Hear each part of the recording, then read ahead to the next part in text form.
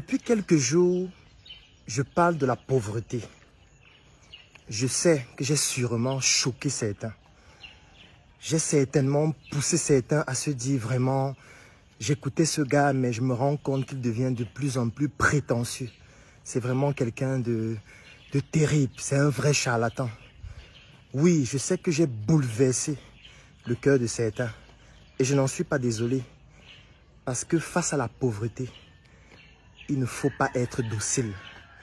Si la pauvreté vous gifle sur la joue gauche, il faut arrêter son cou, il faut l'étrangler. Parce que ce n'est pas joyeux d'être pauvre. Et dans cette vidéo, je vais partager avec vous quelques astuces pour sortir de la pauvreté. Quelques astuces pour aller un cran au-dessus. Et quelques astuces pour pouvoir améliorer sa vie. Si je partage ces astuces, ce n'est pas parce que je suis le plus riche. Ce n'est pas parce que je suis le plus heureux. Ce n'est pas parce que j'ai celui qui a la meilleure vie au monde. Non. Je le fais parce que j'ai ma petite pierre à apporter. Il y aura peut-être des manquements dans ce que je vais dire. Vous allez compléter en commentaire avec vos solutions. Mais je pense qu'il est important de combattre la pauvreté de la manière la plus farouche possible. Parce qu'aujourd'hui, si nous avons des Africains aigris, si aujourd'hui nous avons des Africains qui passent le temps à envier les autres, à accuser les autres, en réalité, le problème de fond, c'est la pauvreté, c'est la misère. La première chose à faire pour sortir de la pauvreté, c'est d'arrêter de parler de la pauvreté. C'est la première chose à faire. Il faut arrêter de parler de la pauvreté. Il faut changer le vocabulaire pauvreté dans votre cerveau. Chaque fois que vous voulez vous exprimer et vous vous rendez compte que le mot pauvreté vient dans la tête, il faut changer ce mot pour utiliser un autre. Il faut arrêter de parler de la pauvreté. Arrêtez de dire que je veux sortir de la pauvreté, sortir de la misère. Non, changez le vocabulaire. Dites que vous voulez apprendre à gagner de l'argent. Dites que vous cherchez des opportunités. Dites que vous cherchez le moyen de pouvoir vous en sortir. Dites que vous êtes en train de vouloir transformer vos compétences en argent. Dites que vous êtes en train de vouloir améliorer votre vie. C'est mieux de dire je souhaite améliorer ma vie au lieu de dire je lutte contre la pauvreté. Parce que cette négation, votre inconscient ne comprend pas cela. Et votre inconscient va donc marteler le mot pauvreté dans votre cerveau. Ça va donner des vibrations qui vont pousser votre corps à exécuter tout ce qui vous permet de rester dans votre état de pauvreté. 1. Il faut arrêter de parler de la pauvreté.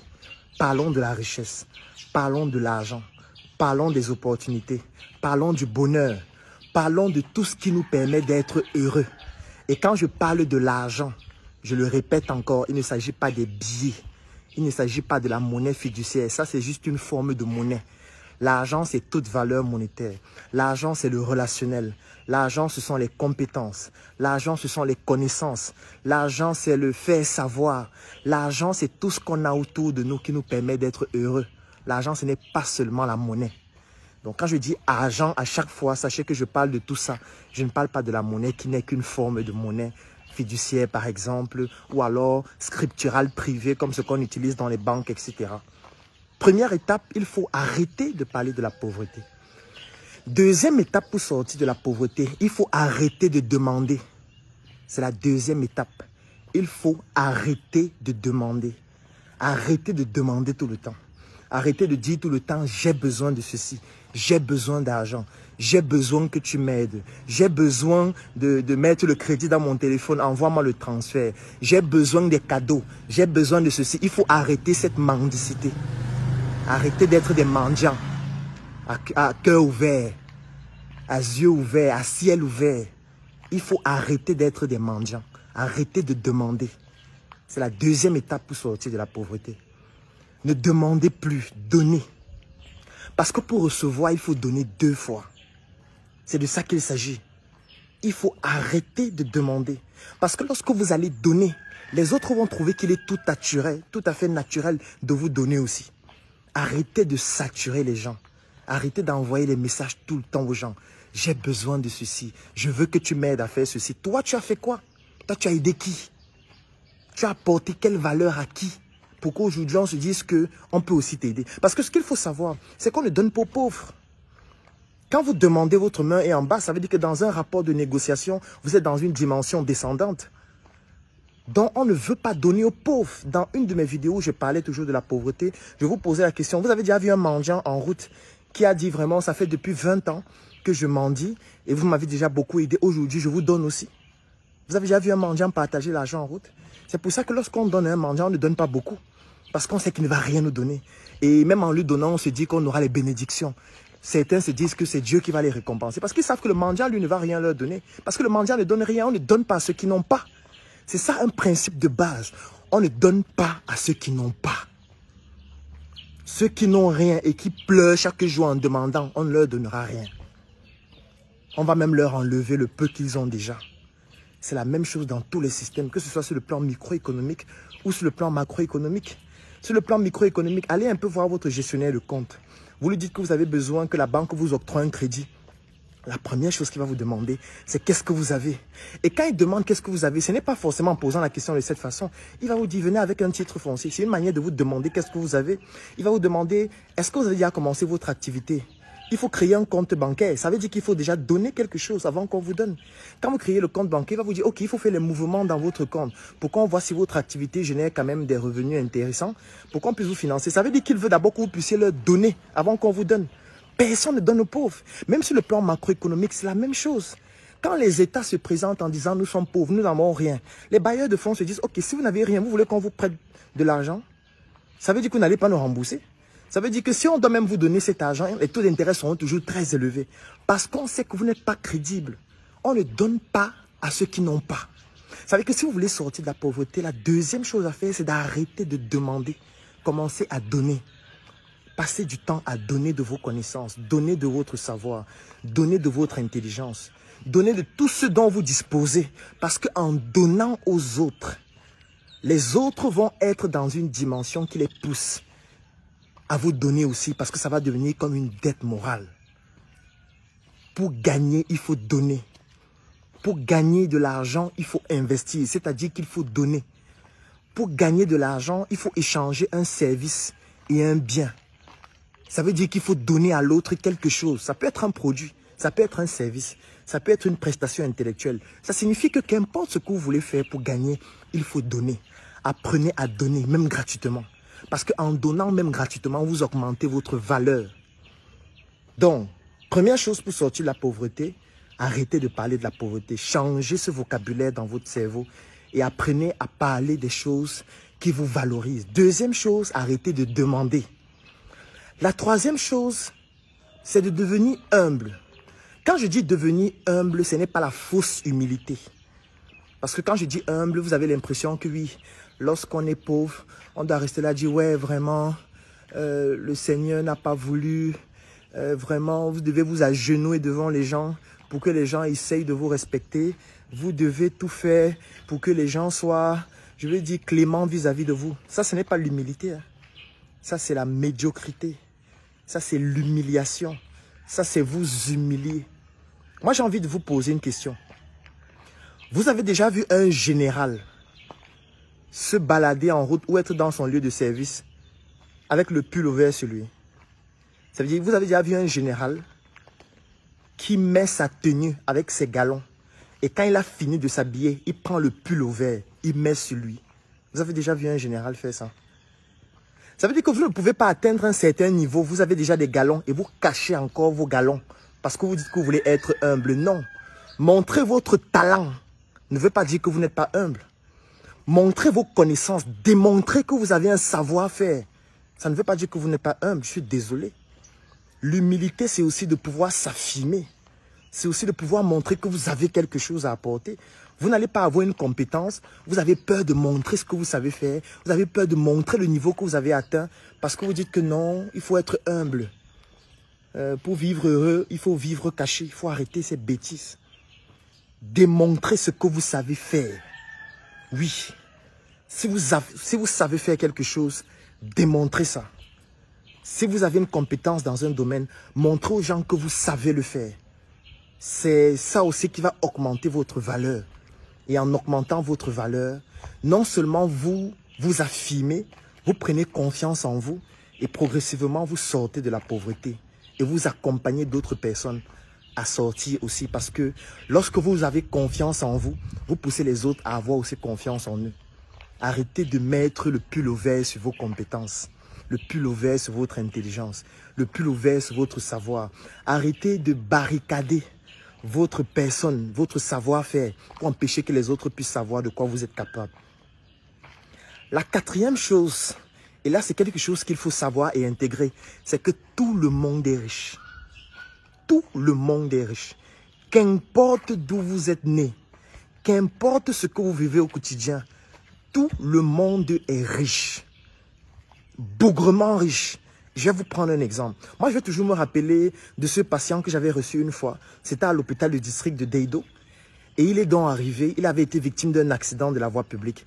C'était un monsieur qui avait beaucoup de monnaie fiduciaire, c'est-à-dire beaucoup d'argent qu'on peut physiquement détruire, comme les billets de 10 000, comme les billets de 5 000 dans son compte et même dans toutes ses activités.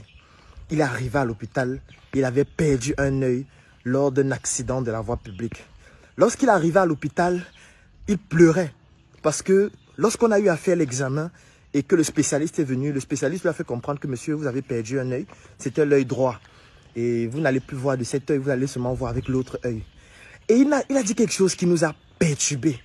Il a dit vraiment, docteur, qu'est-ce qu'on peut faire pour que je puisse avoir un autre œil? Est-ce qu'on ne peut pas greffer? Est-ce qu'on ne peut pas? Qu'est-ce qu'on peut faire? Dites-moi, j'ai l'argent. Si c'est l'argent qu'il faut, je vais donner cet argent. Qu'est-ce qu'il faut faire? Et moi, j'ai envie de te poser une question, toi qui es en train de regarder cette vidéo. Si je viens, je te rencontre, je te présente le cas de ce monsieur. Il dit qu'il a 2 milliards à donner. Il a besoin d'un œil. Est-ce que tu es prêt à venir à l'hôpital pour qu'on t'ampute de ton œil droit pour pouvoir lui greffer ça? Et toi, tu es resté sans œil avec 2 milliards. Je suis certain qu'il y a beaucoup de personnes qui vont refuser. Il y a certains qui vont accepter parce que la preuve, c'est qu'il y a beaucoup de pays où il y a des gens qui vendent leurs reins. Surtout qui vendent leurs organes pairs. Ça arrive. Ça, je peux comprendre. Mais je suis certain que la plupart des personnes vont dire non, mon œil, hey, donc je vais vendre mon œil pour l'argent. Ça veut dire que vous êtes conscient que le fait d'avoir vos yeux, c'est une valeur que vous n'arrivez même pas à évaluer, que vous n'arrivez même pas à troquer pour avoir des milliards. Et vous dites que vous êtes pauvre. Et vous dites que vous manquez d'argent. Et vous passez votre temps à dire que la pauvreté vous gangrène. Votre corps est une richesse. Le fait d'avoir vos organes, c'est une richesse. Le fait de pouvoir écouter cette vidéo et comprendre ce que je dis, c'est une richesse. Parce qu'il y a des personnes qui n'ont pas eu l'opportunité de naître avec ces facultés et qui ne peuvent même pas comprendre ce que je suis en train d'expliquer. Ça veut dire que si vous pouvez comprendre, ça veut dire que vous êtes riche. Si vous pouvez voir, ça veut dire que vous êtes riche. Si vous pouvez écrire, ça veut dire que vous êtes riche. Tout le monde est riche. Vous avez grandi dans un environnement depuis 20 ans, 30 ans. Ça veut dire que vous connaissez des personnes. Ces personnes que vous connaissez, c'est de la richesse. Ça veut dire qu'il vous suffit d'être quelqu'un de crédible. Et si vous êtes crédible et que vous rencontrez ces personnes pourront vous faire confiance. Donc, c'est de la richesse. La richesse ne veut pas dire que c'est seulement vous qui devez tout avoir. Personne n'a tout.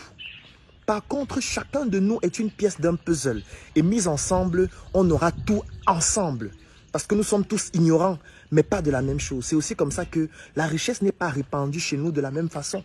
Il y a certains qui auront une richesse sur le plan de l'histoire, d'autres auront une richesse sur le plan des mathématiques, d'autres auront une richesse sur le plan de leur relationnel, d'autres auront une richesse sur le plan de leur patrimoine génétique, d'autres auront une richesse sur le plan, par exemple, de leur famille. Et lorsqu'on va se mettre ensemble, on va prendre un peu de la richesse de l'autre pour compléter notre richesse qui est déjà existante et qu'il faut dénicher. Donc ici, je vous interpelle à aller trouver la richesse qu'il y a au fond de vous, à aller identifier la richesse qu'il y a au fond de vous et sur laquelle vous mettez un pull au vert parce que vous développez cette fausse humilité. Il faut arrêter avec la fausse humilité. Identifier les compétences que vous avez. Trouver les personnes qui ont besoin de ces compétences-là et partager vos connaissances avec ces personnes. Ces personnes vont comprendre que vous avez quelque chose à leur apporter. Et ça va devenir une valeur ajoutée que vous avez. Et quand vous avez une valeur ajoutée, vous devenez quelqu'un de finançable, quelqu'un de crédible. Parce que l'autre étape pour devenir riche et pour quitter de la pauvreté totalement, c'est d'être quelqu'un de crédible. Quelqu'un de crédible, c'est quelqu'un qui ne dit pas n'importe quoi et n'importe comment. Quelqu'un de crédible, c'est quelqu'un qui respecte sa parole. Ça veut dire, au lieu de dire une bêtise, il préfère se taire. Parce que le bruit est de bronze. Le bruit est de bronze. La parole est d'argent. Et le silence est d'or. Chaque fois que vous voulez parler, posez-vous la question, est-ce que ce que je vais dire est d'or? Et si ce n'est pas d'or, vous la bouclez. Parce que même votre silence est d'or. Le bruit, il est d'argent et la parole est de bronze. Si vous promettez quelque chose, battez-vous pour respecter cela. C'est pour ça que ne promettez pas ce que vous ne pouvez pas réaliser. C'est préférable de promettre 2 et d'offrir 5, au lieu de promettre 5 et d'offrir 4,9. Si vous promettez 5 et vous offrez 4,9, vous serez considéré comme quelqu'un qui n'est pas crédible, comme quelqu'un qui est malhonnête. Promettez 1, promettez 0,5 et battez-vous pour offrir 1,5, pour offrir 3. Parce que les gens vont comprendre que celui-ci, lorsqu'il dit quelque chose, il réalise. Ça veut dire qu'il est donc quelqu'un de crédible. Crédible, ça veut dire quelqu'un à qui on peut octroyer du crédit.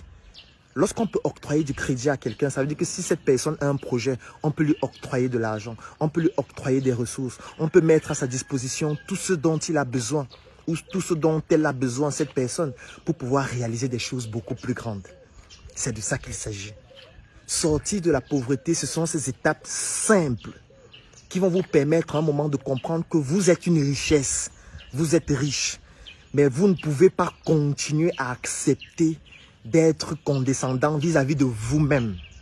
C'est ça qui ne marche pas.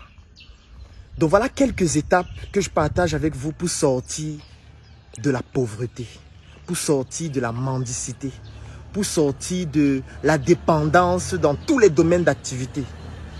Il faut le faire. Je sais que c'est difficile. Oui, parce que ça demande de la discipline. Ça demande de se choquer soi-même.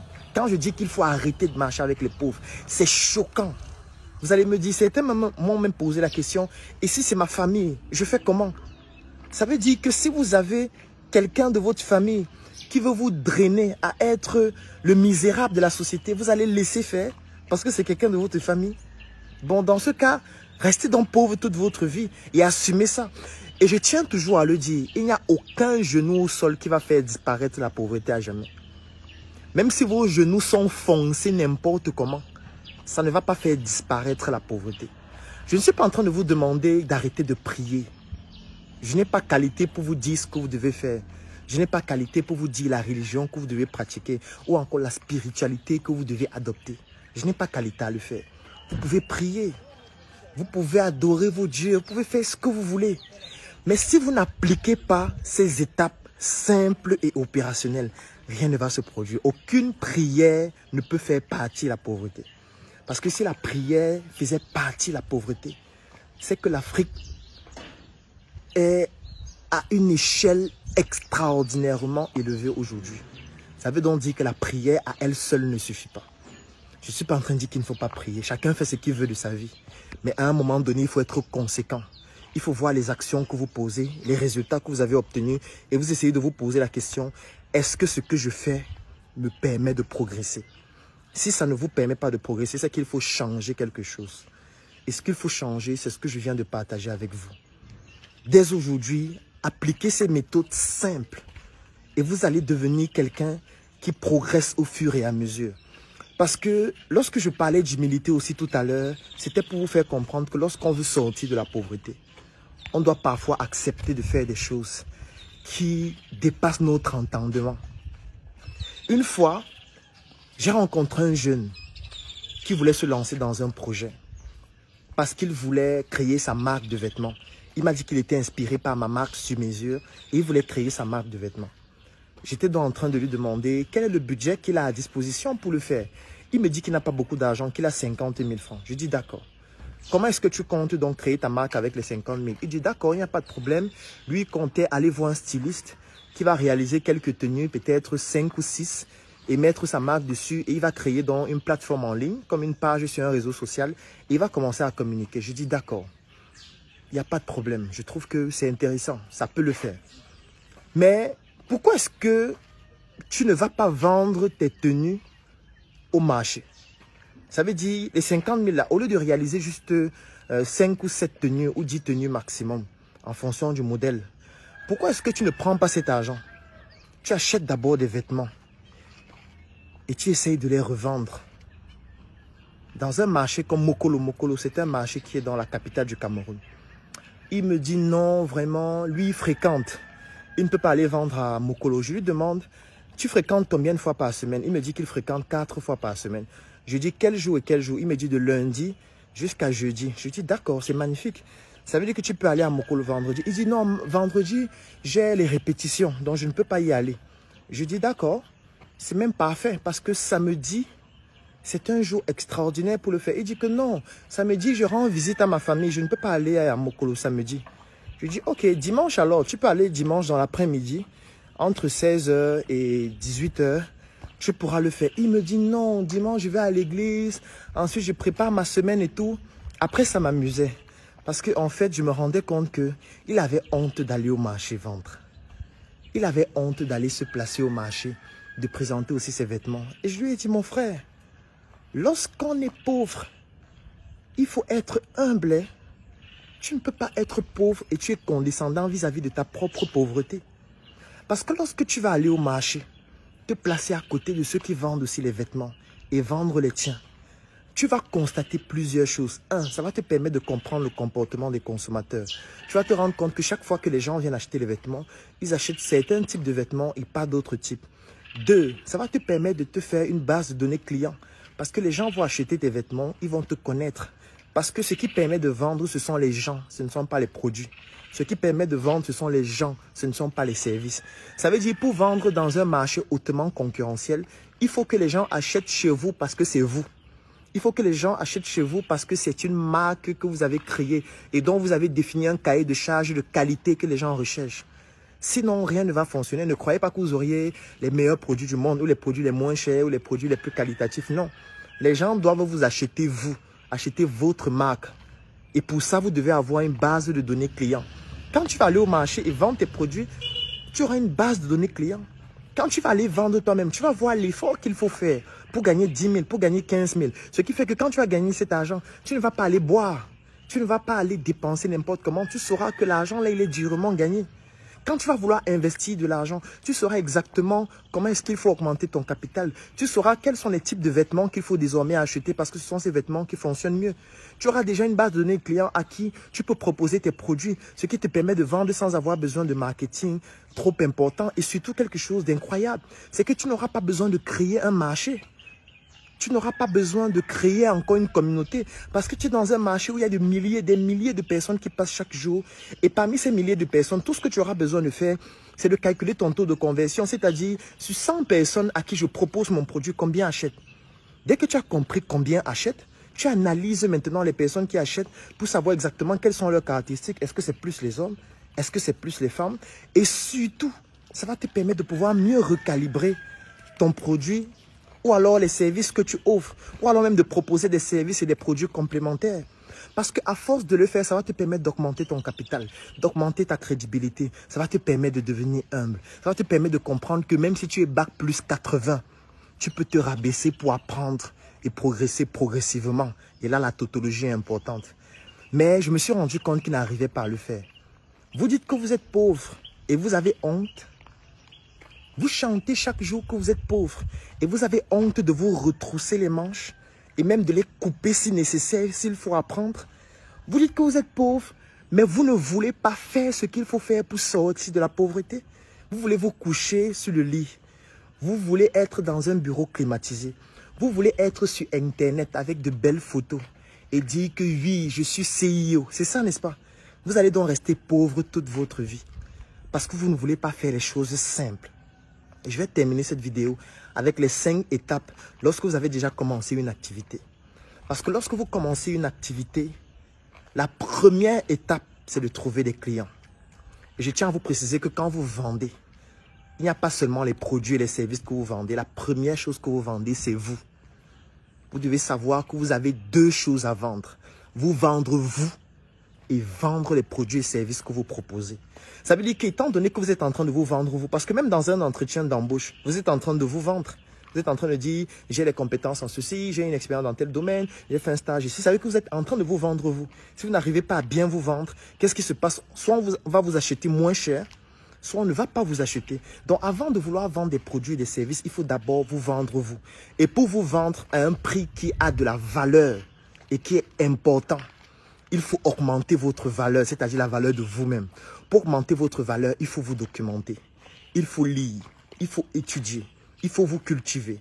Il faut développer un cercle d'influence de personnes qui vous permettent de progresser dans ce que vous faites. Il faut assister à des conférences. Il faut bénéficier des formations. Il faut vous rapprocher des personnes qui ont des compétences dans les domaines pour lesquels vous êtes totalement ignorant. Il faut travailler sur votre valeur perçue, sur votre image. Il faut vous habiller en sur-mesure.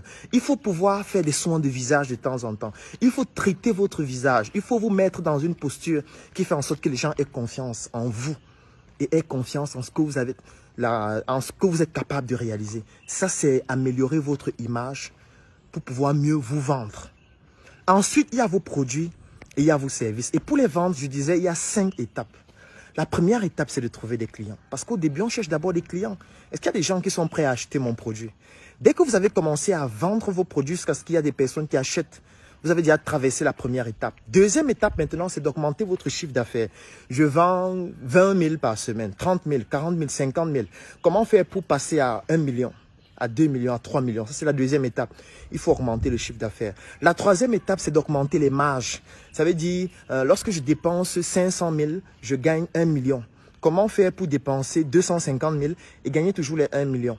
Comment faire pour dépenser 100 000 et gagner toujours les 1 million? Comment faire pour dépenser 50 000 et gagner toujours les 1 million? Ça veut dire que là, on ne s'intéresse plus seulement au chiffre d'affaires comme la deuxième étape. On s'intéresse maintenant à la marge qu'on se fait. Parce que la marge, c'est ça qui est beaucoup plus important. C'est-à-dire, lorsqu'on a effectué toutes les dépenses, qu'est-ce qui reste? Lorsqu'on a gagné de l'argent et on a géré toutes les charges, qu'est-ce qui reste? Et qu'on est capable d'épargner, qu'on est capable de réinvestir dans le capital ou qu'on est capable d'utiliser pour se faire plaisir. Ça, c'est la troisième étape, la marge. La quatrième étape maintenant, c'est quelque chose de très important. Ça veut dire c'est l'effort à fournir afin de pouvoir arriver au résultat. Parce que si avant vous deviez travailler, je vais prendre un exemple, 50 heures pour gagner 1 million, posez-vous la question, comment faire pour travailler 20 heures pour gagner le même montant ou plus? Comment faire pour travailler 3 heures de temps et gagner beaucoup plus que ce qu'on gagnait lorsqu'on travaillait 50 heures? Ça, c'est très important. Il faut continuellement réduire votre charge de travail. Et là, ça peut nécessiter de faire intégrer d'autres personnes. Ça peut nécessiter de créer une communauté. Parce que là, vous n'êtes plus seulement en train d'utiliser votre temps pour gagner. Vous cumulez le temps de beaucoup d'autres personnes avec qui vous vous mettez ensemble pour atteindre un même objectif. Parce que si je suis seul, et je dois atteindre un objectif, ça veut dire que je n'ai que 24 heures par jour pour atteindre cet objectif. Sauf que les 24 heures, je ne les utilise pas seulement pour travailler. Il y a une partie pour dormir, il y a une partie pour manger, il y a une partie dans les embouteillages, il y a une partie pour aller se divertir, etc. Ce qui fait qu'il ne manque pas, il manque très peu d'heures pour vraiment atteindre mon objectif. Ça veut dire que peut-être, si je travaille même 10 heures de temps par jour, atteindre un objectif qui est très grand sera très compliqué. Par contre, si nous sommes 10 à mettre chacun 10 heures par jour, on atteint l'objectif plus facilement. Ça veut dire qu'il faut créer une communauté. Ça veut dire qu'il faut avoir des collaborateurs. Ça veut dire qu'il faut identifier des personnes avec qui vous avez la même vision. Même vision ne veut pas dire que vous vous entendez sur tout. Même vision ne veut pas dire que vous êtes des amis forcément. Même vision, ça veut dire qu'on se met ensemble pour atteindre un objectif. Ça veut dire qu'on met nos outils ensemble, nos ressources matérielles, financières, humaines, relationnelles ensemble pour atteindre un objectif, pour que chacun puisse progresser et réaliser ses propres rêves. Ça, c'est la quatrième étape. Et la cinquième étape, c'est de tout automatiser. La cinquième étape, c'est de se dire, aujourd'hui, il y a des nouvelles technologies. Aujourd'hui, il y a l'Internet of Things. Aujourd'hui, il y a le Big Data. Aujourd'hui, il y a l'intelligence artificielle. Ça veut dire qu'aujourd'hui, pour pouvoir réaliser quelque chose, on peut créer des algorithmes qui permettent de le faire automatiquement et pour pouvoir avoir une croissance exponentielle. Aujourd'hui, on a la possibilité de pouvoir créer une plateforme qui automatise tout ce qu'on fait. Aujourd'hui, on a la capacité de pouvoir réduire le nombre de personnes physiques qui vont nous permettre de pouvoir réaliser nos projets avec des algorithmes et avec l'informatique. Et ça, c'est la cinquième étape qui s'appelle dans la scalabilité. Ça veut dire que chaque fois que vous êtes dans un business, rassurez-vous que vous ne passez pas 5 ans, 10 ans, 15 ans sur une même étape parmi les 5 étapes que j'ai citées. Sinon, ça veut dire que vous êtes en train de stagner et vous n'êtes pas en train de progresser. Et vous allez rester pauvre à un certain niveau parce que vous pouvez avoir beaucoup d'argent et vous êtes pauvre. Parce qu'il y a beaucoup d'autres personnes qui ont certainement atteint un niveau beaucoup plus élevé que vous en dépensant moins, en faisant moins d'efforts. Parce que ces personnes ont compris qu'en réalité, être riche, c'est aussi quelque chose de dynamique. Parce que la richesse en 2021, ce ne sera pas la même richesse qu'en 2050. Ça n'a pas la même signification que la richesse dans les années 50. Non. La richesse aussi est dynamique. C'est-à-dire qu'avec le temps, elle évolue, elle change de paradigme. Aujourd'hui, quelqu'un a beaucoup de notoriété sur les réseaux sociaux. On dira qu'il est riche parce qu'il peut changer cette notoriété-là et la transformer en argent facilement. Ce n'était pas le cas il y a 50 ans. C'est-à-dire qu'aujourd'hui, on peut être riche avec un talent qu'on a. Aujourd'hui, on peut être riche parce qu'on sait jouer à la guitare. Aujourd'hui, on peut être riche parce qu'on a une très belle voix. Aujourd'hui, on peut être riche parce qu'on sait même bien, j'ai envie de dire, être un bon, comment, je vais prendre l'exemple du Suisse. Vous avez certainement suivi l'actualité d'un Suisse qui était supporter. Il a tellement bien supporté la Suisse entre variations d'émotions parce que la Suisse était menée, après la Suisse a égalisé, la Suisse a gagné, que finalement on a pris des clichés, on a dit vraiment, ce gars c'est un très bon supporter et il a gagné beaucoup d'argent juste parce que c'est un bon supporter. Et vous dites que vous êtes pauvre? Quelqu'un gagne de l'argent parce qu'il est bon supporter. Toi tu es un bon menuisier, tu dis que tu es pauvre. Toi tu es un bon architecte, tu dis que tu es pauvre. Ça veut dire que tu dois arrêter de dire que tu es pauvre, tu dois te battre pour améliorer ta vie. Parce que si la pauvreté te donne une gifle sur la joue gauche, ne tends surtout pas la deuxième joue comme le Nazarien. Prends tes mains, étrangle cette pauvreté pour qu'avec tes compétences, tu puisses transcender la pauvreté et atteindre la richesse. Et pour atteindre la richesse, il faut devenir finançable. Et pour devenir finançable, nous avons créé le CIFA, que vous connaissez déjà, qui va se dérouler du 9 au 10 juin en Côte d'Ivoire, avec la Wikanda Academy de Yann Amon, avec la Startup Academy, et avec des orateurs excellents comme Ricardo Kanyama, comme Amina Habib de la Mauritanie. Ce sera du 9 au 10 juin en Côte d'Ivoire. Si vous souhaitez participer à cet événement unique durant lequel nous allons parler des finances, des leviers de financement, de l'autofinancement et tout ce qui va vous permettre de devenir finançable, écrivez en commentaire, je souhaite participer au CIFA et nos équipes vont vous contacter pour vous donner toutes les informations, pour bénéficier de cet événement en présence physique à Abidjan, en ligne si vous n'êtes pas en Côte d'Ivoire ou alors à travers le monde, en vidéo si vous voulez avoir les supports vidéo de cette formation partout à travers le monde, en support physique et électronique ou alors tout simplement si vous voulez entrer en contact avec les différents orateurs, écrivez juste en commentaire, je souhaite participer au CIFA. Passez un très bon week-end et dès aujourd'hui, vous avez tous les outils pour sortir définitivement de la pauvreté. Parce que lorsque nous allons tous sortir de la pauvreté, nous aurons la capacité de pouvoir améliorer la vie même des autres. Parce que pour pouvoir améliorer la vie des autres, il faut leur donner ce que nous avons. Parce qu'on ne peut pas donner ce qu'on n'a pas.